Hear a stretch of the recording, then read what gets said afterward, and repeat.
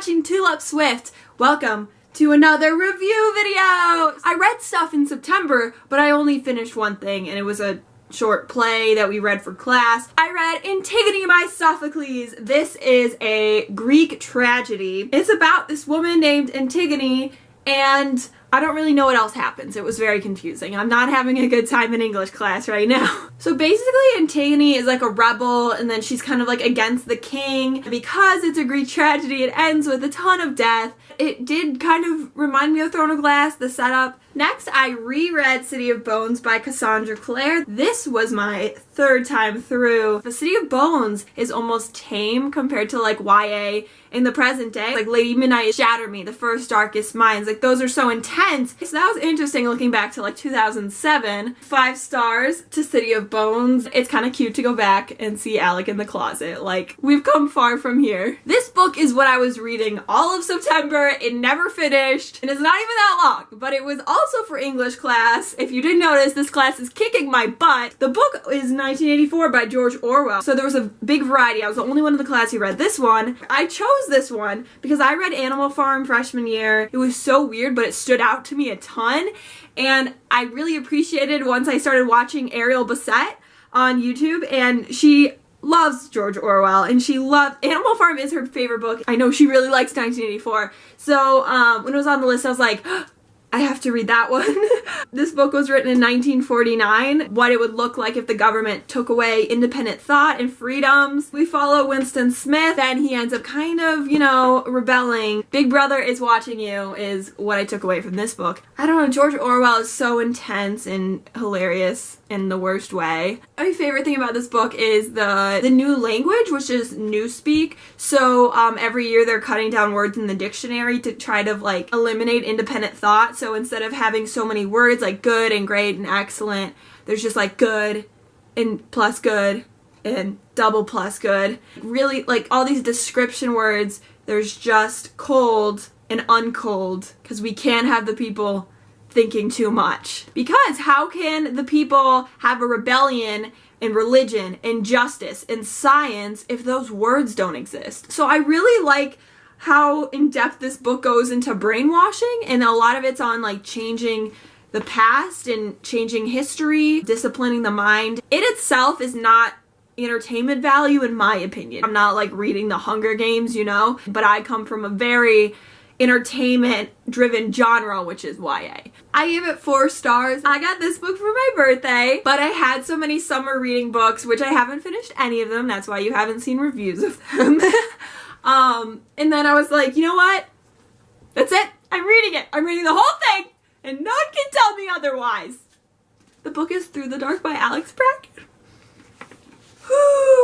I kind of wanted paperback to match the trilogy because I have it in paperback, but I'm like, that's so picky. Why am I missing out on all these great stories? It starts off really slow because you're like, I don't know this guy. It's so random.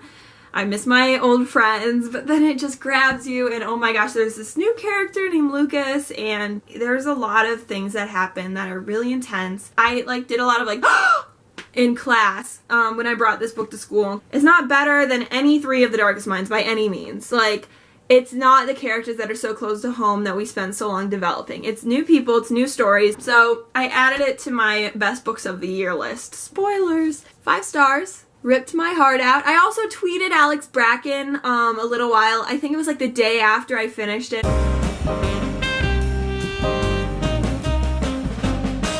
I don't know why I'm so excited that she tweeted me. I literally met her. I stood in line for hours and then talked to her. But apparently tweeting me is somehow more exciting. Logic. And I also jumped back into Throne of Glass. I read this for the first time in October. It's The Assassin's Blade. These are the stories that come before Throne of Glass. This is actually why I haven't read Queen of Shadows yet, is because I was told I need to go back and read this, and then I can jump into Queen of Shadows. But now that it's been about a year, I think I'm just gonna start over. Towards the middle, these stories get really exciting, and my favorite ones involve a character named Sam.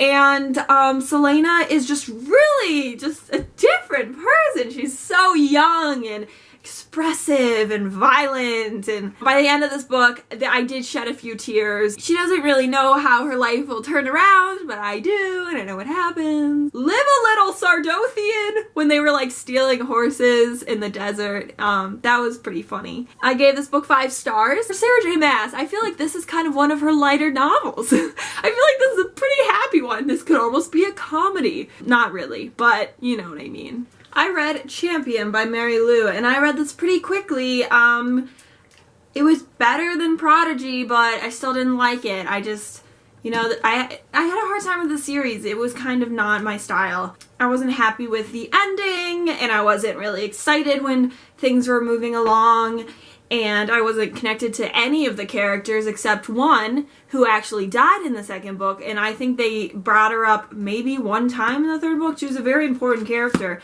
and they just stopped talking about her. It was kind of cliche, and it didn't work because I wasn't really into the narrative, so I couldn't get away with all the cliches, which I usually really like. I can kind of see the hype, but it really doesn't compare to some other YA trilogies and dystopians I read that are incredible. So I gave this 4 stars because I really appreciated some of the really important like back and forth that I heard between June and Day, and some really exciting realizations, and kind of how it tied back together. And I feel like she definitely took a more mature point of view because now our characters have grown up. Yeah, and I'm also just like a really, really nice reviewer. Like, I hate giving books 3 stars. Like, I avoid at all costs anything that's 3 stars. So my reviews are usually 4 or 5. So if I gave something 3 stars, I really didn't like it. So these books in one play are what I read in September and October. Yeah, I always have a hard time with months. I hope you enjoyed this video. Thank you so much for watching. I love you. Bye!